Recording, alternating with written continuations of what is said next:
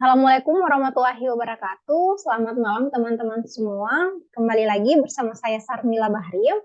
Pada kesempatan kali ini saya akan memberikan salah satu contoh kepada teman-teman semua ketika ingin mengajukan judul untuk penyelesaian akhir ya tugas akhir baik itu skripsi ataupun tesis teman-teman.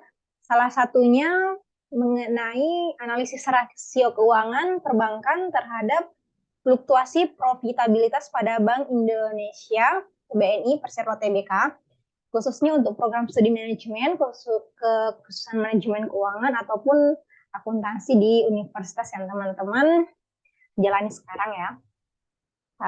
Tentunya proposal itu sejatinya mempunyai 3 bagian utama.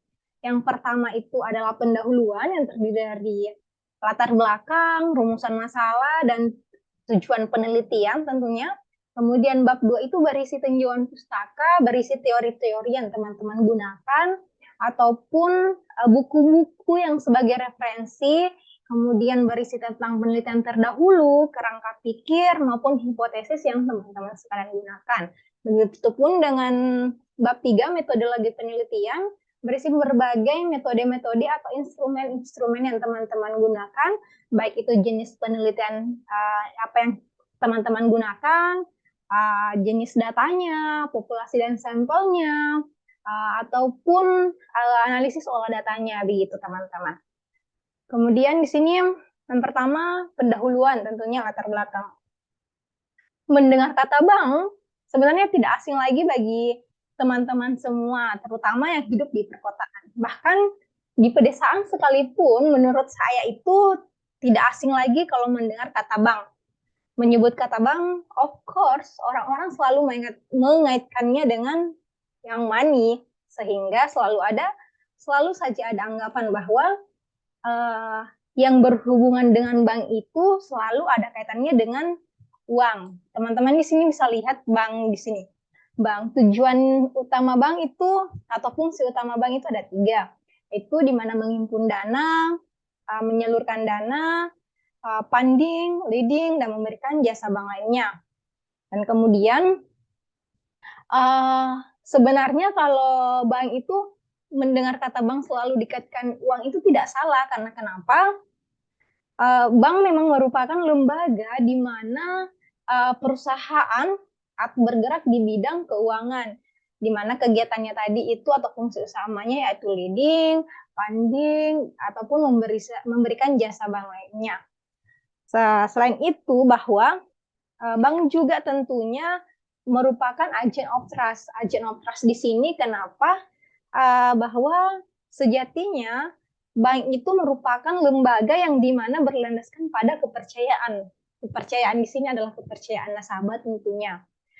Kalau kita bandingkan sekarang atau kita lihat sekarang di zaman Power Zero, dunia perbankan mengalami perkembangan yang pesat tentunya, di mana menurut OJK menegaskan bahwa sampai saat ini terdapat 107 perbankan yang ada di Indonesia, baik bank konvensional maupun bank umum syariah ya teman-teman semua, ataupun teman-teman bisa buka di situs resmi OJK itu sendiri atau di Bursa Efek Indonesia. Nah, di mana PT Bank Negara Indonesia merupakan alasan kenapa kita memilih penelitian ini, bahwa PT Bank Negara Indonesia merupakan perusahaan yang bergerak di bidang jasa perbankan dan merupakan salah satu bank terbesar Indonesia. Sebagai bank negara, BNI merupakan salah satu bank BUMN yang berhasil di antara bank-bank milik negara lainnya. Nah, selama terbentuk, tapi sebelumnya perlu teman-teman garis bawah ya, kalau pendahuluan latar belakang itu harus berisikan fenomena. Fenomena di sini yaitu hal-hal yang memang menjadi dasar teman-teman atau yang menjadi masalah sehingga teman-teman mengambil judul tersebut. Artinya ada gap, ada ketidaksesuaian antara harapan dan kenyataan, teman-teman. Oleh karena itu kita harus riset awal begitu. Nah, selama terbentuk hasil riset saya, riset awal tentunya Selama terbentuk, sederet penghargaan prestisius yang telah didapatkan oleh Bank BNI, salah satunya di tahun 2012, yaitu menjadi the second best SMS banking, Commercial Bank MRI, dan Infobank dalam Banking Service Excellence Award. Kemudian menjadi tahun 2014 menjadi top 20 most value brand bank dengan peringkat 2. Namun pada tahun 2020 perusahaan ini telah mengalami penurunan dari segi return on asset-nya dan hanya masuk dalam 15 most value brand bank dengan peringkat 12, dan pada tahun 2021 sudah tidak mendapatkan top brand bank. Nah, kita lihat di sini dari perkembangan ROA dari 2012 hingga dengan 2021 per triwulan ya teman-teman semua, persentanya itu fluktuasi. Nah, dari fluktuasi ini sebenarnya sudah bisa menjadi sebuah masalah atau fenomena karena ketidaksesuaian antara apa yang sebenarnya diharapkan dari Bank BNI, kan tentunya bank itu sendiri menginginkan keuntungan ya teman-teman untuk return on asetnya, pengembalian untuk asetnya. Tetapi kita lihat perkembangan persentase dari perkembangan ROA tahun 2012 sampai 2021 tentunya mengalami penurunan peningkatan terlihat pada tahun yang tertinggi itu pada tahun 2014 triwulan keempat, dan yang paling rendah yaitu di tahun 2020 di triwulan keempat juga. Nah, selain karena dilihat dari perkembangan ROA yang mengalami fluktuasi, menurut saya bahwa BNI ada permasalahan yang terkait dengan judul yang saya angkat, di mana dari grafik di atas dapat dilihat nilai perkembangan ROA-nya itu mengalami fluktuasi dari periode 12 sampai dengan 2021. Sehingga hal tersebut yang mendasari saya mengambil objek di Bank BNI karena adanya ketidaksesuaian antara apa yang diharapkan Bank BNI dan kenyataan yang telah dihadapi dari tahun 2012 sampai dengan 2021. Nah, pentingnya profitabilitas di sini untuk menunjukkan tingkat kesehatan Bank BNI dan kelangsungan hidup Bank BNI tersebut. Maka perlu diketahui faktor apa sih yang mempengaruhi profitabilitas itu sendiri. Ada 4 yang bisa teman-teman gunakan, baik itu dari segi dari segi rasio likuiditasnya menggunakan loan to deposit ratio, di mana loan to deposit ratio di sini adalah kemampuan bank dalam menyediakan dana kepada nasabah dengan modal yang dimiliki bank. Kemudian faktor kedua yang bisa dilihat itu adalah kapitalnya yang merupakan center of core bank, di mana KRIT sendiri merupakan kecukupan modal yang menunjukkan kemampuan bank dalam mempertahankan modal yang mencukupi tentunya. Kemudian yang ketiga, teman-teman bisa menggunakan rasio kredit macet, yaitu NPL, non-performing loan, di mana ini dilihat kemungkinan terjadinya kerugian bank sebagai akibat dari tidak dilunasinya kembali kredit yang diberikan bank kepada nasabah. Kemudian yang keempat, teman-teman bisa menggunakan BOPO, yaitu biaya operasional, pendapatan operasional, di mana untuk mengukur tingkat efisiensi dan kemampuan bank dalam melakukan kegiatan operasionalnya. Sehingga mengingat pentingnya analisis rasio keuangan dalam menilai pencapaian kinerja bank, maka menjadi alasan masalah atau bagi teman-teman semua untuk meneliti dengan judul analisis rasio keuangan perbankan terhadap fluktuasi profitabilitas pada Bank BNI TBK. Nah, di sini harapannya tidak sesuai, bahwa harapannya bahwa ketika profitabilitas itu naik, maka Bank BNI akan memberikan keuntungan kepada bank. Namun pada kenyataannya justru profitabilitasnya dari tahun 2012 itu sampai dengan 2021 justru mengalami fluktuasi. Kemudian selanjutnya teman-teman, rumusan masalah. Rumusan masalah terdiri dari 2, yaitu kita bisa lihat dari segi secara parsialnya atau secara individunya. Kemudian yang kedua, teman-teman bisa melihat pengaruhnya secara simultan atau secara bersama-sama. Tentunya kalau yang kedua, tujuan penelitian, of course teman-teman kata awalnya itu untuk mengetahui, karena kita ingin mengetahui dari fenomena yang telah kita jelaskan untuk menjawab rumusan masalah tadi yang telah dijelaskan, baik itu secara parsialnya ataupun secara simultannya, begitu ya. Kemudian bab 2, tinjauan pustaka. Tinjauan pustaka ini berisi berbagai informasi atau referensi teman-teman yang teman-teman gunakan, baik itu menggunakan buku, artikel internasional, ataupun teman-teman menggunakan website dokumen ya. Kalau di sini tinjauan pustakanya itu Kashmir dengan bukunya 2017, Harahap 2013. Ini berisi dengan pengertian-pengertian ataupun faktor-faktor ya yang teman-teman, ataupun berisikan dengan rumus-rumus yang akan nantinya teman-teman gunakan dalam menganalisis rasio keuangan itu sendiri.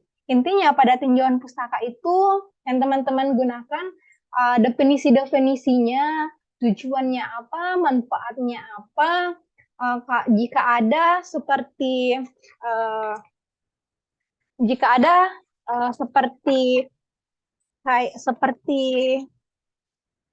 matris kriteria peringkat komponennya bisa teman-teman juga masukkan ya.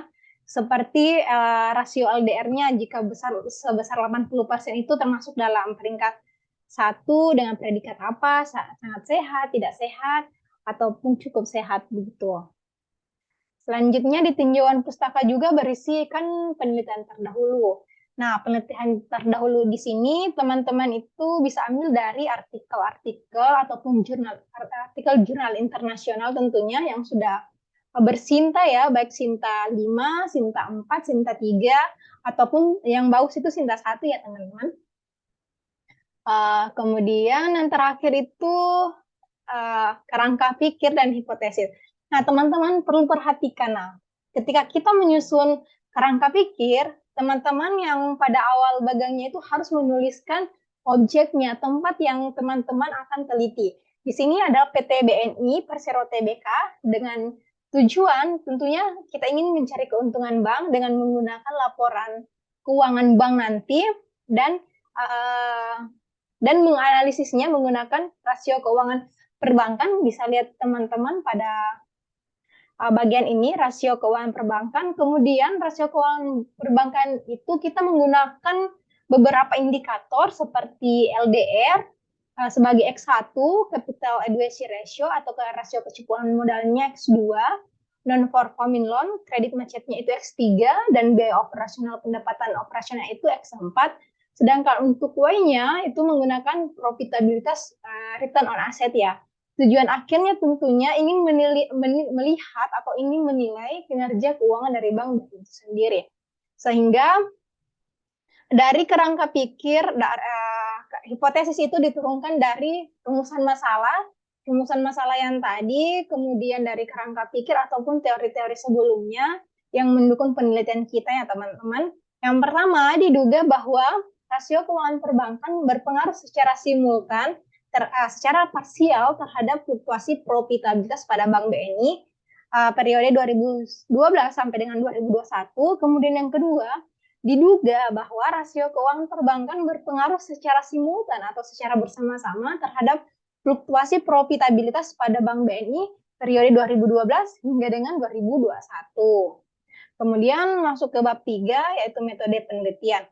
Nah, perlu teman-teman garis bawahi ya, kalau penelitian gunakan penelitian kuantitatif, berarti teman-teman harus memasukkan jenis dan teknik pengumpulan datanya itu jenis penelitian kuantitatif, pendekatan apa, itu pendekatan korelasi kah, atau ingin melihat hubungannya kah. Jika teman-teman menggunakan pendekatan hubungan, maka jenis penelitian kuantitatif yang teman-teman gunakan itu adalah pendekatan hubungan ya, bukan korelasi hubungan begitu. Kemudian di data time series per triwulan yaitu periode 2012 sampai dengan 2021. Yang tadi ya data time series ya. Kemudian populasi dan sampelnya.